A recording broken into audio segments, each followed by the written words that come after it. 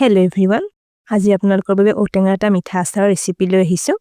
Otenga টেঙা আচাৰ আৰু মিঠা আচাৰ দুবিধ আচাৰে বনাই খাবলৈ খুবেই ভাল লাগে আৰু গুড়েৰে বনোৱা এই মিঠা জ্বলা আচাৰটো মোৰ খুবেই প্ৰিয়। আশা কৰো আপোনালোকে আজিৰ এই আচাৰ ৰেচিপিটো নিশ্চয় ভাল পাব। তেনেহলে ভিডিওটো শেষলৈকে চাই থাকিব। Otenga মিঠা আচাৰ ৰেচিপিটো বনাবলৈ মই ব্যৱহাৰ কৰা ইনগ্ৰেডিয়েন্টছখিনি আপোনালোকে স্ক্ৰীনত দেখিবলৈ পাইছে।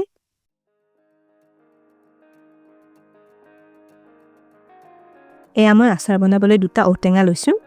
এই otenga কিটা অলপ কুমলীয়া চাই লৈছো। এইখিনি মই এতিয়া কাটি লম। otenga কিটা দুফালকৈ ফালি ললো।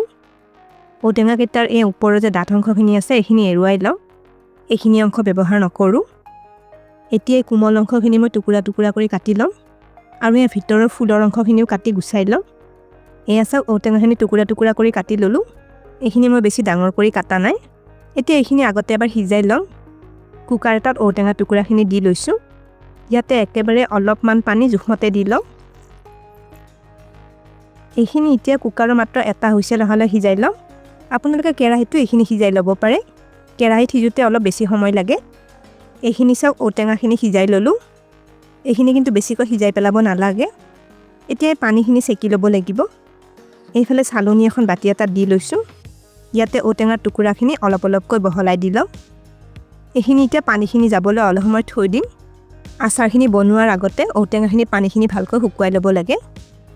চাওক otenga খিনি মই এনেকৈ প্লেট এখনত অলপ বহলাই 1.5 ঘণ্টামান সময়ৰ বাবে থৈ দিছিলো। এইখিনি এতিয়া শুকান হৈ পৰিছে। otenga টুকুৰাখিনি আপোনালোকে অলপ ৰ'দত দি থৈ দিব পাৰে। নাইবা ৰ'দ নাথাকিলে ফেনৰ তলতো বহলাই মেলি দি থব পাৰে। এইখিনি কিন্তু খুব বেছিকৈ শুকুৱাই পেলাব নালাগে। এতিয়া আচাৰ দিবলৈ প্ৰথমে মছলাখিনি অলপ ভাজি লম।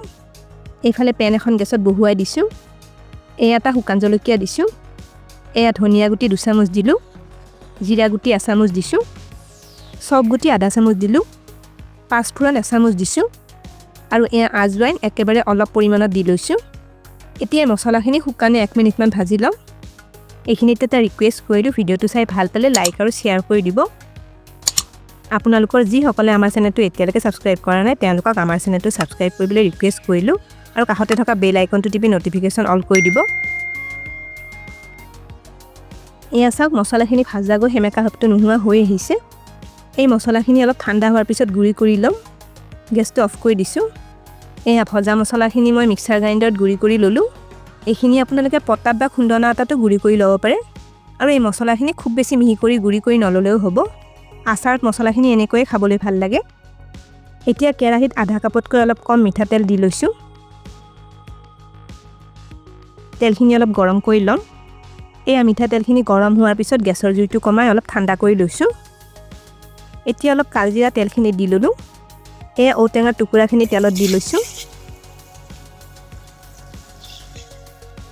এইখিনি এতিয়া 2 মিনিট মান ভাজি লম। otenga টুকুৰাখিনি কিন্তু তেলখিনি বেছি গৰমে থাকোতে দি লব নালাগে, নহলে এইখিনি বেছিকৈ ভাজা যাব পাৰে। otenga খিনি অলপ ভাজি ললো। এতিয়া হালধি 1/2 চামুচ দি লৈছো। 1 চামুচ কলা নিমখ দিলো। এইখিনি মিলাই অকনমান আৰু ভাজি লৈছো। ইয়াতে আপোনালোকে কলা নিমখৰ হলনি বগা নিমখটো ব্যৱহাৰ কৰিবও পাৰে। এতিয়া otenga খিনিত আবাতি কাটি লোৱা গুড় দি লৈছো। এইখিনি এবাৰ মিলাই লম। এই গুড়খিনি এতিয়া লাহে লাহে গলি আহিব। ইয়াতে আপোনালোকে গুড়ৰ হলনি সমান পৰিমাণৰ চেনি ব্যৱহাৰ কৰিবও পাৰে। চাওক গুড়খিনি ভালদৰে গলি মিহলি হৈ পৰিছে। এতিয়া এই গুড়খিনি ভালদৰে ডাঠ হৈ আহালে অলপ সময় উতলি থাকিব দিব লাগিব। আচাৰখিনি প্ৰায় 8-9 মিনিট মান গেছৰ কম জুইত উতলাই লম। হেতাৰে মাজে মাজে লৰাই আছো, নহলে এইখিনি তলিত লাগি যাব পাৰে। আমাৰ আচাৰখিনি উতলি ডাঠ হৈ আহিছে। এতিয়া ভাজা মছলা গুড়িখিনি ইয়াতে দি লম। কাশ্মীৰী জলকীয়া গুড়ি 1/2 চামুচ দিছো আৰু শেষতে 2 চামুচ ভিনেগাৰ দি ললো। গোটেইখিনি ভালদৰে এবাৰ মিলাই 1 মিনিট মান আৰু উতলাই লম। মিঠা আচাৰত ভাজা মছলা গুড়িখিনি একেবাৰে শেষত দি ললে এটা খুব ধুনীয়া গোন্ধ আহে আৰু ভিনেগাৰ অলপ দি থলে আচাৰখিনি প্ৰায় 6 মাহ মানলৈ ভালে থাকিব। otenga আচাৰখিনি খুব ভালদৰে আঠা হৈ আহিছে। এইখিনি হৈ গৈছে।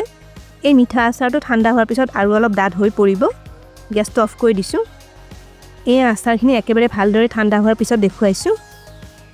আচাৰখিনি সব ঠাণ্ডা হৈ আগতকৈ আৰু ডাঠ হৈ পৰিছে। গুড়েৰে বনোৱা otenga মিঠা জ্বলা আচাৰবিধ খাবলৈ খুবেই ভাল লাগে। ৰুটি, লুচি, পৰঠাৰ লগত এই আচাৰটো খাবলৈ অতি সোৱাদ লাগে। আৰু মই এই মিঠা আচাৰটো এনেও খাবলৈ খুবেই ভাল পাওঁ। তেনেহলে আজিৰ আচাৰৰ ৰেচিপিটো আপোনালোকে কেনে পালে কমেন্ট কৰি নিশ্চয় জনাব। ভিডিঅ'টো শেষলৈকে চোৱাৰ বাবে অশেষ ধন্যবাদ জনালোঁ আৰু ভিডিঅ'টো ভাল পালে লাইক আৰু শ্বেয়াৰ কৰি দিব স্ক্ৰীনত দেখা পোৱা ৰেচিপিকেইটা চাবলৈ মই ৰিকমেণ্ড কৰিলোঁ ভিডিঅ'কেইটা চাবলৈ ৰেচিপিটোৰ ফটোখনৰ ওপৰত ক্লিক কৰিলেই হ'ল তেনেহ'লে আজিলৈ আহিছোঁ আকৌ লগ পাম আৰু এটা নতুন ৰেচিপি ভিডিঅ'ৰ সৈতে